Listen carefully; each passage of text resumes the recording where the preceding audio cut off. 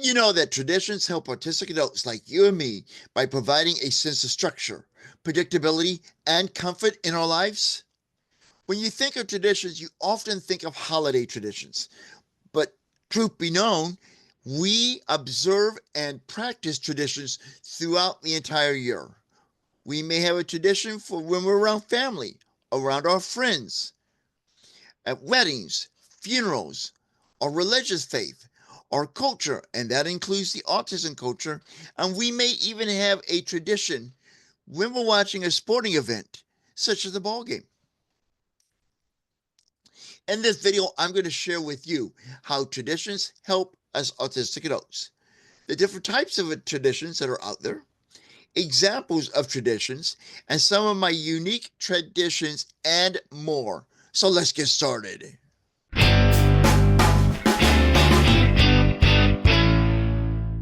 Hey, Define Yourselfers, I am Chris Mitchell from theconfidentautistic.com. If you're new to my channel, welcome. I truly appreciate you taking the time to check out this video.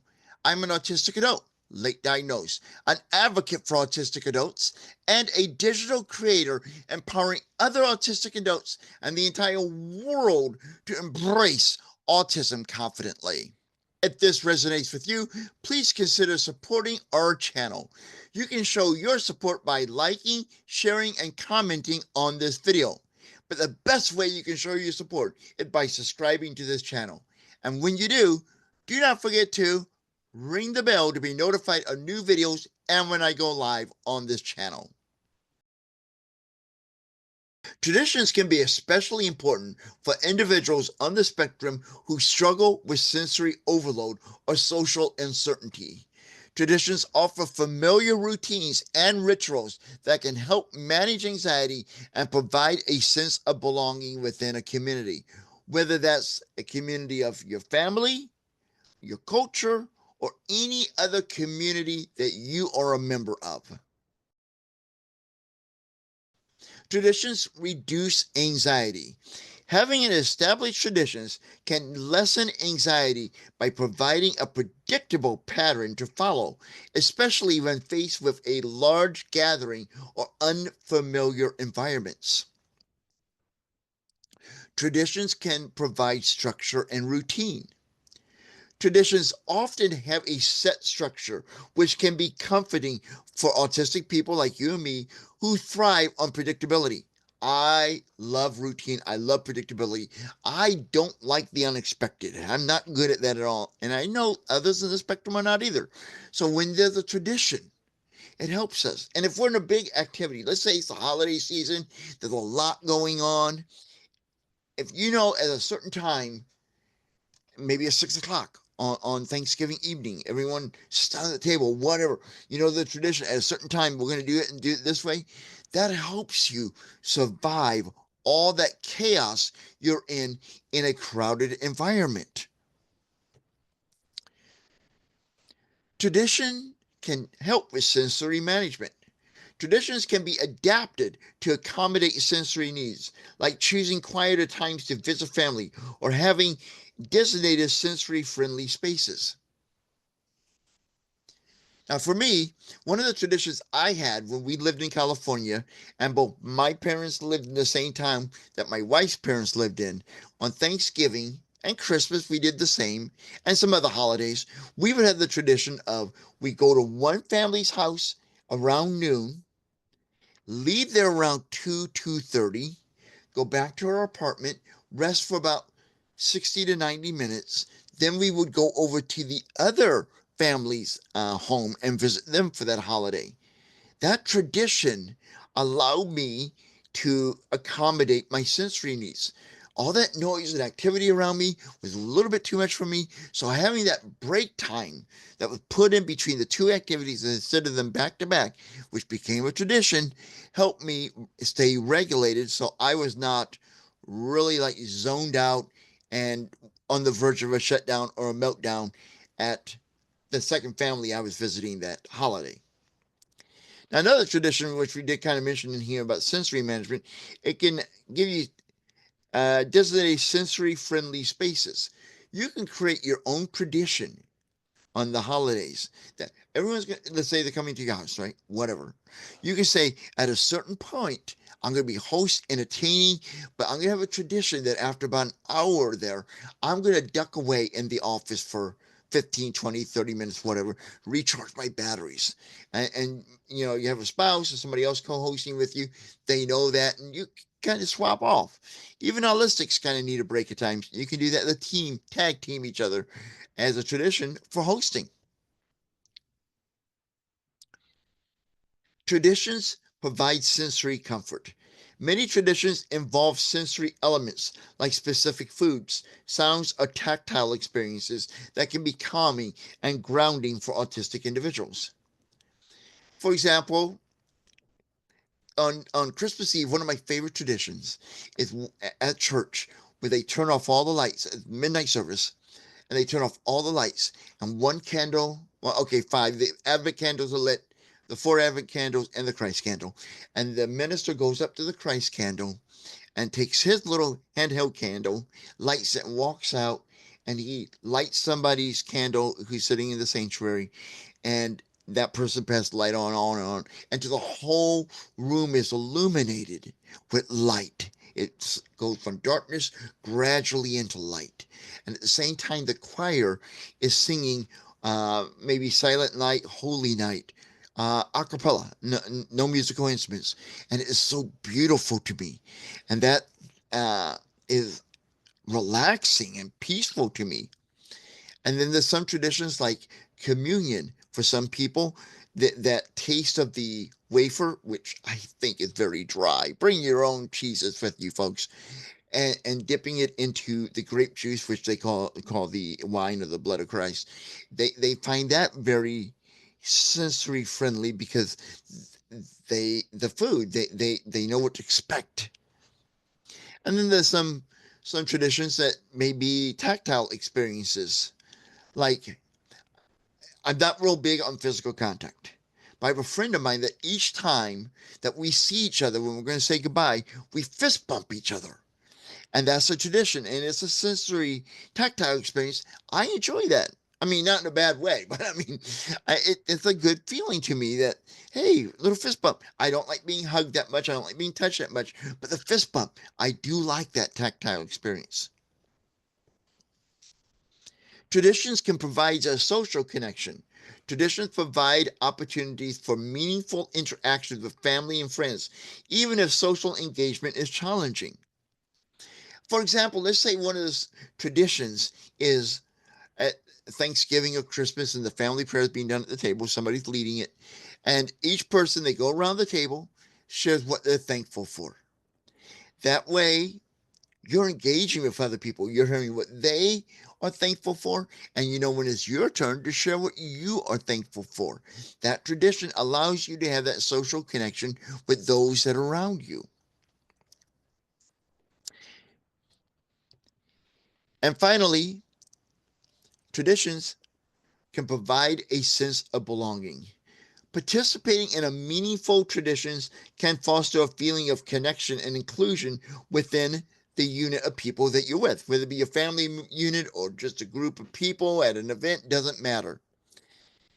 You're holding hands and saying prayers together, and for family, that can give you a sense of belonging in that family. Or it's a little bit more of a, I won't say meaningful, but it's a fun tradition. Joining in with the crowd singing "Take Me Out to the Ball Game" at a baseball game. And that's going to give you a sense of belonging because everyone else is doing it, you're doing it, you feel like you fit in, you feel like you belong.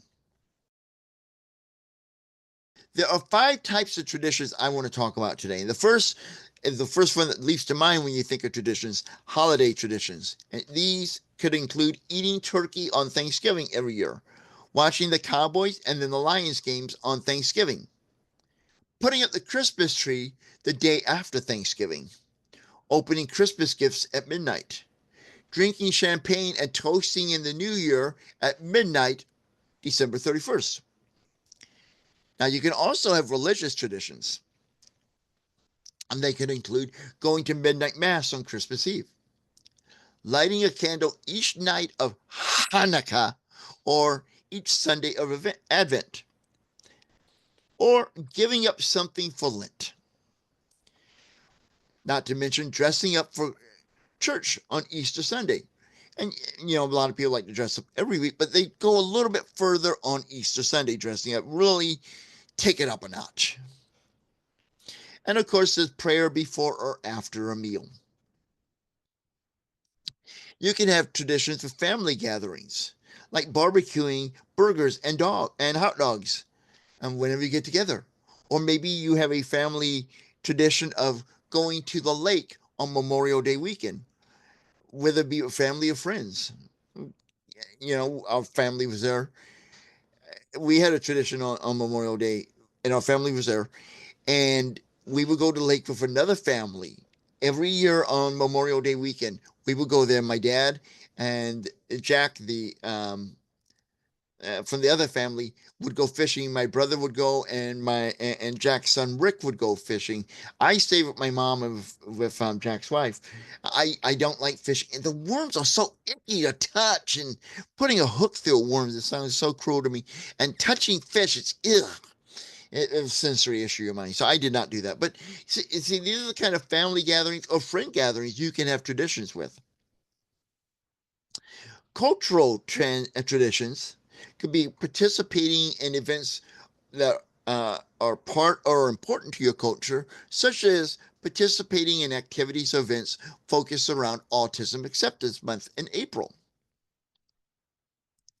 Other traditions could be watching a particular movie on a particular day each and every year. When our Autistic allies want to share a tradition with us that they participate in and inviting us to be a part of, it is important for our allies to allow us to choose which traditions we participate in and how involved we may want to be in that tradition or activity.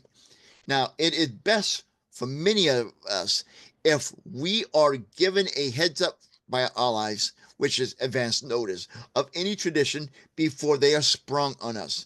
Many people in the spectrum, we don't like surprises. We don't know how to react to them, especially those of us that script a lot. We don't know what to do. It throws us off. It causes us anxiety.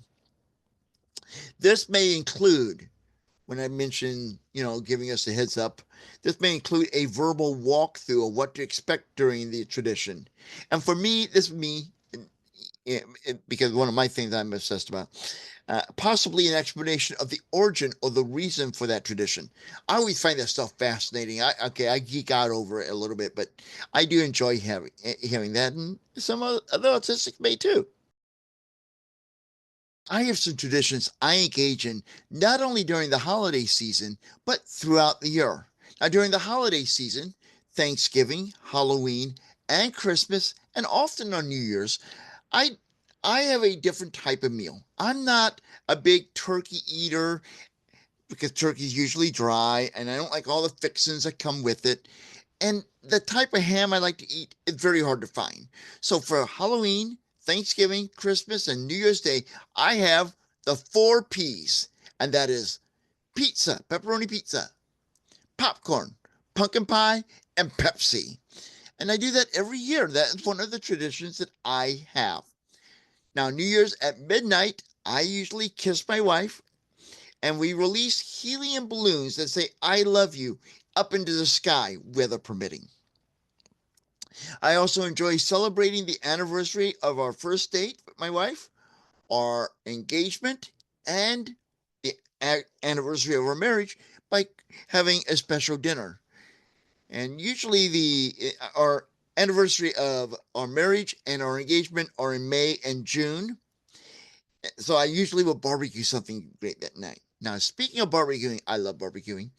And on Memorial Day and Labor Day, I enjoy, weather permitting, to barbecue hamburgers and or hot dogs.